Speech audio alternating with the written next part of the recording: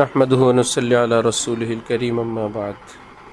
অনাথ অসহায়ের প্রতি গভীর সহানুভূতিশীলতা এবং শাসক ও ধনিক শ্রেণী থেকে দূরে অবস্থান ও এর প্রয়োজনীয়তা। নেক মানবগণ তথা সাহাবিগণ ও তাদের অনুসারী আল্লাহর ওলিগণ অসহায় মিসকিনদের বড় ভালোবাসতেন, আদর করতেন, বিনম্র ব্যবহার করতেন, আর ধনীদের সঙ্গে উঠা বসা করতে অপছন্দ করতেন। কিন্তু ধনী ব্যক্তিদেরকে তুচ্ছ জানতেন না। আসল ব্যাপার হলো তাদের মন ও দৃষ্টি নিবদ্ধ থাকত রাসূলুল্লাহ সাল্লাল্লাহু আলাইহি ওয়াসাল্লাম এর পবিত্র বাণীর উপর। আল্লাহুম্মা আহয়িনি মিসকিনান ওয়া আমিতনি মিসকিনা ওয়াহশুরনি ফি জুমরাতিল মাসাকিন।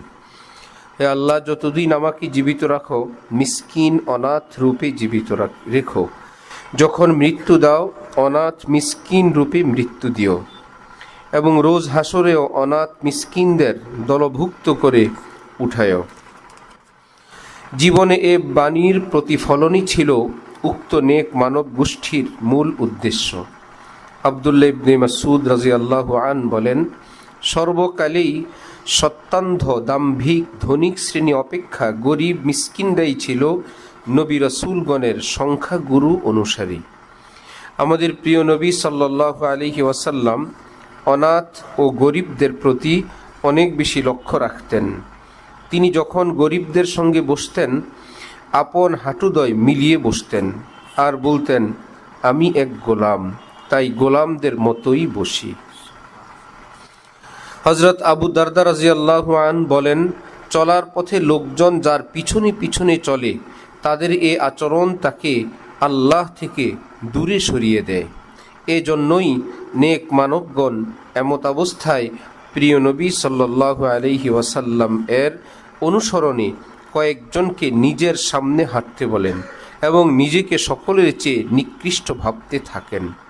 অনুবাদক আব্দুল আজিজ বিন রিদা রাদিয়াল্লাহু তাআলা বলেন, আল্লাহর কসম, আমার চেয়ে কোনো নিকৃষ্ট মানুষ অদ্যাবধি আমার নজরে পড়েনি।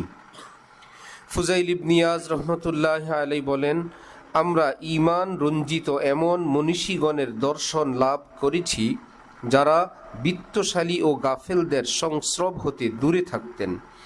আমিরুল মুমিনিন ওমর ইবনুল খাত্তাব রাদিয়াল্লাহু আনহু বলেন, যারা কেবল সম্পদ পুঞ্জীভূত করে কিন্তু আল্লাহর পথে তা খরচ করে না, তাদের সংস্রবে যেও না, কারণ তাদের সম্পদের স্তূপ আল্লাহ জাল্লা শানুহুকে গোস্বান্বিত করে।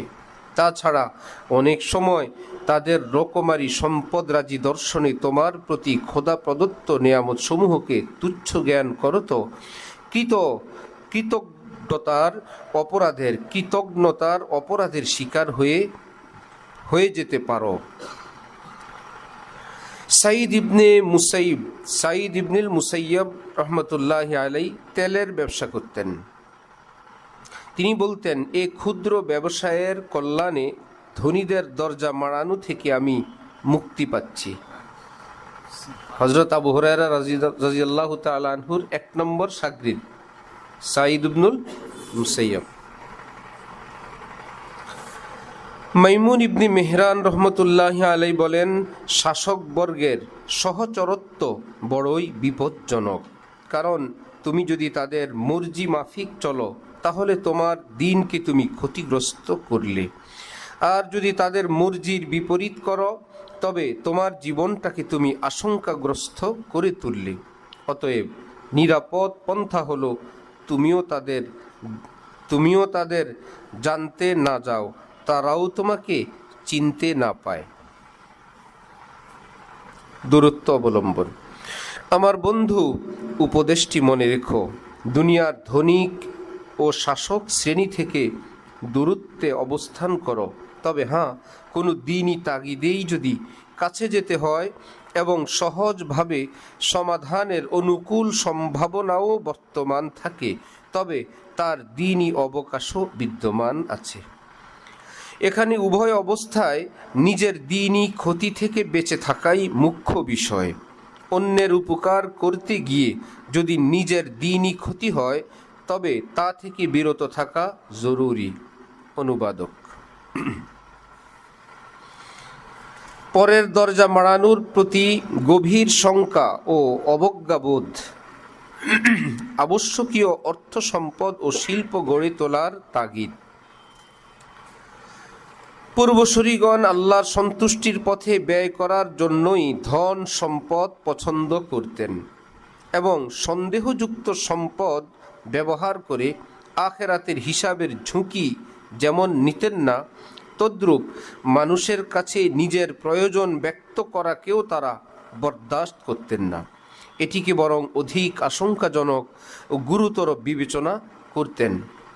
হযরত সুফিয়ান সাউরি রহমতুল্লাহ আলাইহি বলেন, নিজের মাল দান সৎকা করে দিয়ে অন্যের মালের দিকে চেয়ে থাকা অপেক্ষা এটাই উত্তম যে আপন প্রয়োজন মেটানোর তাগিদে আপন সম্পদ তুমি সংরক্ষণ করবে।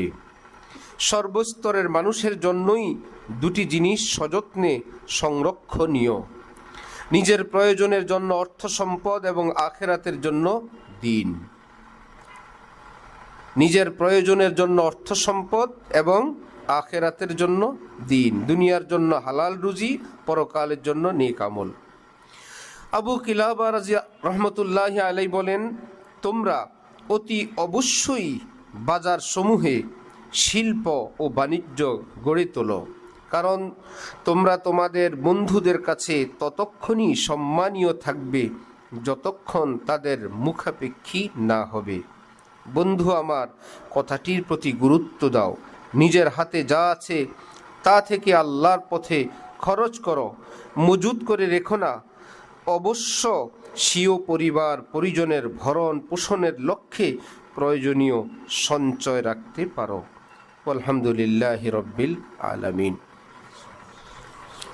তালেবে ইলম ভাইয়েরা ভাববেন, ইনশাআল্লাহ আমি যখন কর্মজীবনে যাব এই বিষয়গুলোর প্রতি আমি খুব লক্ষ্য রাখব।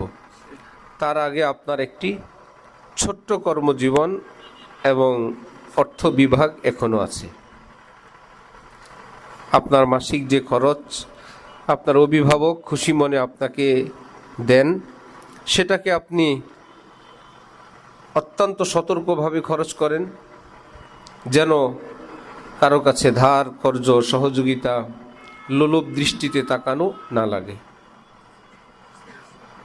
অন্যের থেকে ধার কর্জ করে দামি দামি খাবার খাওয়াতে নিজের টাকা দিয়ে শুকনা চিড়া মুড়ি অনেক উত্তম।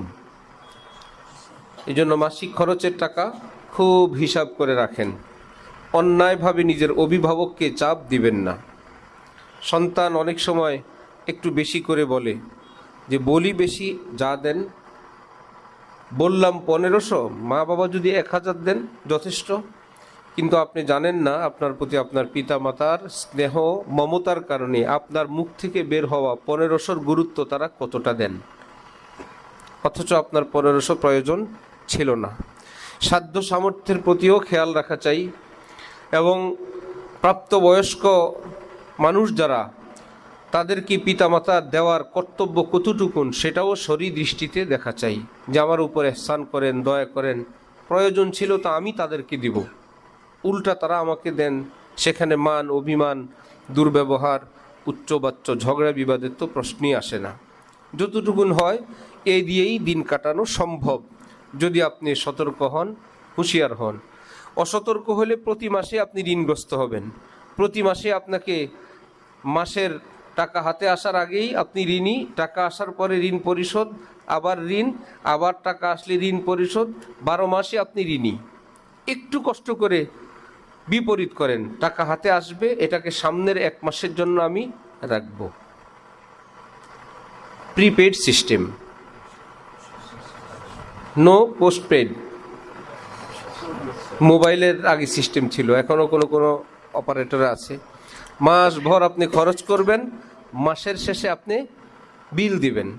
প্রিপেড সিস্টেম কি না, আগে টাকা রিচার্জ করবেন, এখান থেকে ধীরে ধীরে খরচ করবেন।